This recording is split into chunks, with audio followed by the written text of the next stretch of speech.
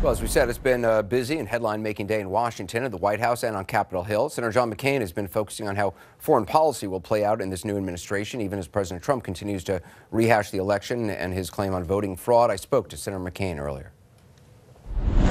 Senator McCain, I want to ask you about some national security issues and trade issues in a moment. But first, I'd like to get your reaction to President Trump reportedly repeating to congressional leaders last night his unfounded claim that 3 to 5 million illegally cast votes cost him the popular vote victory. Your colleague, Senator Lindsey Graham, told CNN today it's the most inappropriate thing for the president to say without proof. Do you agree with Senator Graham?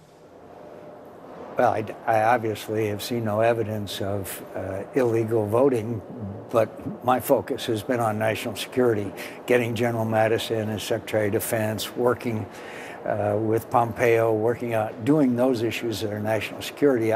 A long time ago, honestly, I've stopped reacting to everything that the president has stated and try to work on the issues and the people that he's going to surround himself with, whom I'm very pleased with as far as national security is concerned. Well, let's talk about that. Let's talk about Russia. You've been very outspoken. CNN's reporting that U.S. investigators are scrutinizing late December calls between President Trump's National Security Advisor Michael Flynn and Russia's ambassador. Do you have confidence in General Flynn's ability to do his job? I do. I have no information about these phone calls, although I don't think it's abnormal. But what I am worried about is our entire approach to Russia and the sanctions, which I believe must not only be in place but increased. Look, this guy is a war criminal. He used aircraft with precision weapons to strike hospitals in Aleppo, intentionally slaughtering innocent men, women, and children. That's disgraceful. He's partitioned Ukraine. He has taken Crimea. He continues to put enormous pressure on the Baltic countries and others, and he is our major threat. Do you think President Trump at all shares any of that conviction in Russia? I mean, you've called Russia a grave danger to the United States. I know that General Mattis and now Director of CIA Pompeo, General Flynn, I believe, but I also know General Kelly. I know they all share my view. And so I hope that their views, and I know that President Trump really respects them, will have an effect on his view of Russia. It was just yesterday, Sean Spicer, the press secretary, said that the president would not rule out joint U.S.-Russia operations against ISIS. Is that something you would support?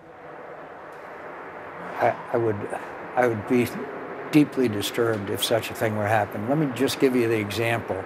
They have been bombing and striking the moderate opposition, people that we armed and trained. Meanwhile, ISIS retakes Palmyra, and they don't do anything about it. It certainly shows the Russians' priorities, which are not ISIS.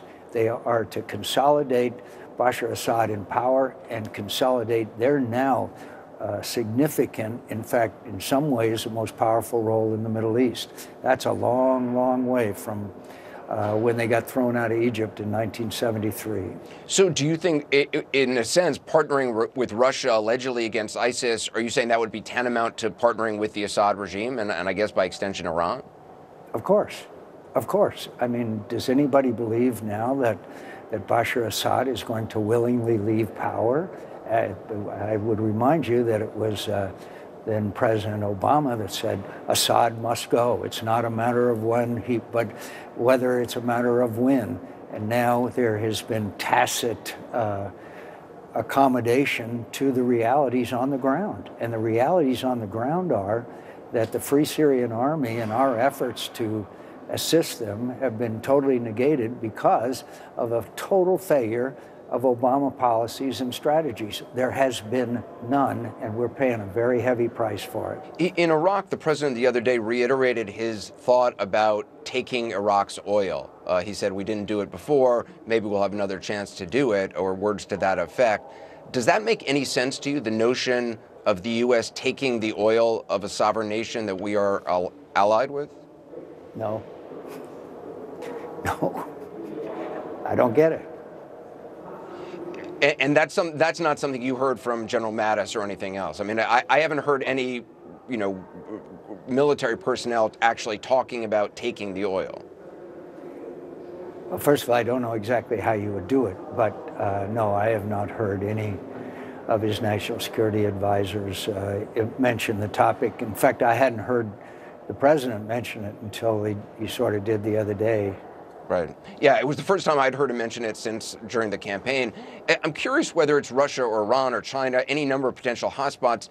Do you believe President Trump should be receiving President's daily brief, the PDB, which is the highest level intelligence briefing every day? He got it yesterday, I understand, wasn't on his official schedule today. Well, I don't know if he should receive it every day, Anderson, because it doesn't change that radically from day to day unless there's some kind of emergency. I know that President Obama used to get his briefing online sometimes, and I think you miss the give and take with your briefers when you do that. But I believe that the president will pay close attention. His trip out to the CIA, I think, was symbolic in a lot of ways of his confidence in the CIA and the intelligence agencies. Senator McCain, I appreciate your time, as always. Thank you. Thank you. Well, up next, Van Jones returns to the heart of coal country, where candidate Trump promised to bring back jobs. What are voters in West Virginia expecting now that he's President Trump? You'll hear from them ahead.